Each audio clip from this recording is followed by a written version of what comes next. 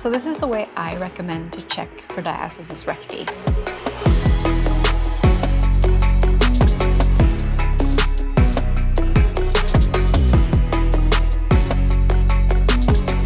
You find a lot of different ways to check for it out there. But the thing is that a lot of it doesn't address the connective tissue and the quality of the connective tissue. I know this sounds very advanced, but bear with me, I'm going to explain what I mean. So we often hear that the problem with diastasis recti is how wide the gap is. That's like the most important thing to check. But actually, the depth of the gap and also what the gap is like when you're relaxed, not just when you're doing a crunch, is really important. So I'm going to guide you through how I like to check it so that you can also check yourself and kind of figure out what your starting point is. And maybe this will make sense in terms of the issues that you're having and where your gap is larger or deeper. And if that kind of resonates with you with the issues that you're having, maybe you're having lower back pain or leakage issues or prolapse, umbilical hernia, and that's going to make more sense in terms of like, this is our core. It's basically your support, your inner corset that's keeping you together. So if there's a hole or a gap in it and the tissues there are really stretched out, then it's normal that you're not going to experience the same support that maybe you did before you had children or before you had injury, before you had the issues that you have now, even before menopause, for example. So what I want you to do is lie down, if you can, lie down, that's the best, in a comfortable position for you. So if you want to have your knees bent, that's great. You can also have a blanket or a pillow underneath your knees, that's also fine. Ideally, you would just be able to feel your whole belly, so from your pubic bone to your chest bone here, your solar plexus. And you're going to want to gather your fingers together. So I'm going to do it for her. When you're doing it yourself, you'll just be checking here with your fingers like this. So first what I like to do is just kind of feel the area. And you can also just do like some light touches, just like combing your fingers over your stomach to feel if that feels any different. So like if you're combing your fingers over here and you feel already there when you just relax it, you feel like there's a gap, it's kind of descending there, you already know that there's something there worth looking at. All right, so the first thing we're going to do is I'm just going to ask you to do a little sit-up. Now, I don't want you to do this in your everyday life, especially if you know you have diastasis recti, because I don't want you to aggravate this for the purpose of testing. I do want you to do it. So just try to raise your head and your shoulders a little bit and notice what happens. So here we can see a little bit of doming or bulging, which means that her abdominal area is pushing through the gap.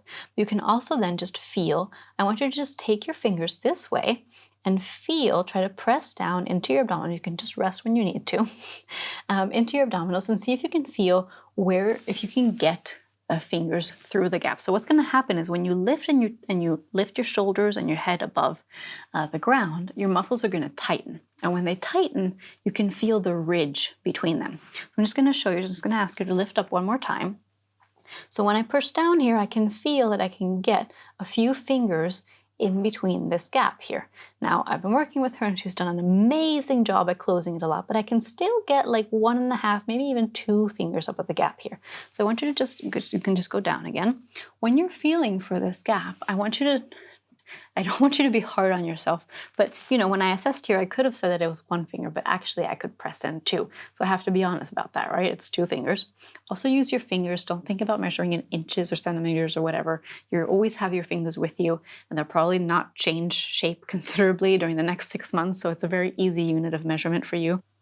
So use that in line with the linea alba, so the line with your body. You're not measuring this way yet, you're measuring this way. And just jot down, where's the gap larger? So is it larger underneath your belly button, so between your belly button and your pubic bone? Or is it larger between your belly button and your chest bone? Or is it larger just around your belly button? And at the largest, jot down how many fingers can you get in. When you raise up your head and your shoulders and you feel that contraction, you feel the muscles kind of stiffening a little bit, jot down how many fingers you can get in there. And then, if you just lift up again, while you're holding your fingers at the widest gap, I want you to keep your fingers there and then go down and relax completely. And notice what happens when you relax completely. So here you can tell that when she relaxes, if I keep the same pressure with my fingers there, whoop, they disappear a little bit into her stomach, right? That's telling me that the connective tissue between the 2 muscles, so you've got your abdominal muscles here, when they separate, what's left between them is connective tissue. And if that gets really stretched out, it loses its elasticity. So it's not going to just bounce back when I push up again, it's going to give. And let's be honest, none of us spend our days doing a crunch or a sit-up. So most of the time, this is what your stomach and your core looks like. So it's really important, even more important, to know how it operates when it's relaxed instead of how it operates when you're in a contraction, because that's really not something you're doing all the time.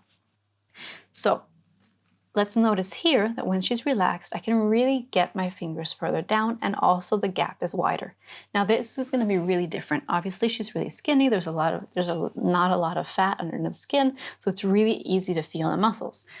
Everybody's different, right? So if you have more fat under your skin, it's not bad or good. It's just a little bit harder for you to feel the muscles underneath. So just be patient and try to kind of find that area where it's easier to feel. So here I can feel that the separation, so the area that is softer and kind of gives way more is wider, and that's normal. The gap gets wider when you relax, which is also why it's really important to check when you're relaxed, because just crunching and feeling doesn't give you an accurate description of what's going on. So here I can also feel that actually the area that gets wider and softer when she relaxes is worse just above the belly button. And I can feel I can almost get 4 fingers in that separation there. I can feel the difference. Here there's more resistance, and here there's less resistance. So that's what I would jot down. And I would also like to just jot down how deep can you get the fingers, obviously without like pressing too hard against your abdominal cavity, but just like, is there a lot of resistance? Does it bounce back?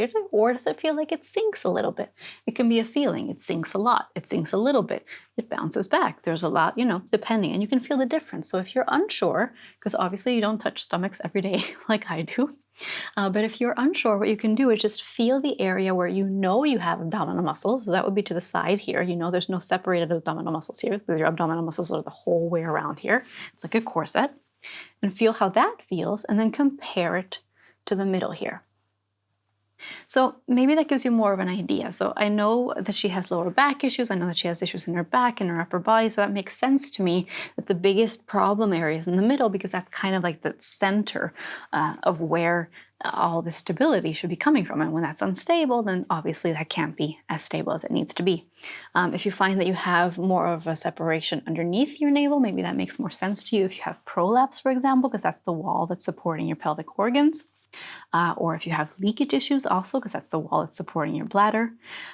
So just think about the anatomy, think about where your issues are, and if you feel that that's where your separation is, then when you start working on pulling this connective tissue together, which is what we're going to do in this program, we're going to rehabilitate this connective tissue. We're going to pull the tissue together, and that's what's going to get the muscles to get together again.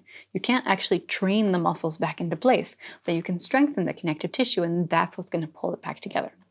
So maybe you'll notice when you complete the program and you'll be like, oh, wow, actually, that distance isn't as big anymore. I can feel a lot more resistance in the connective tissue. And also those issues that I associated with that problem are gone or getting better. So well done, and let me know what you find.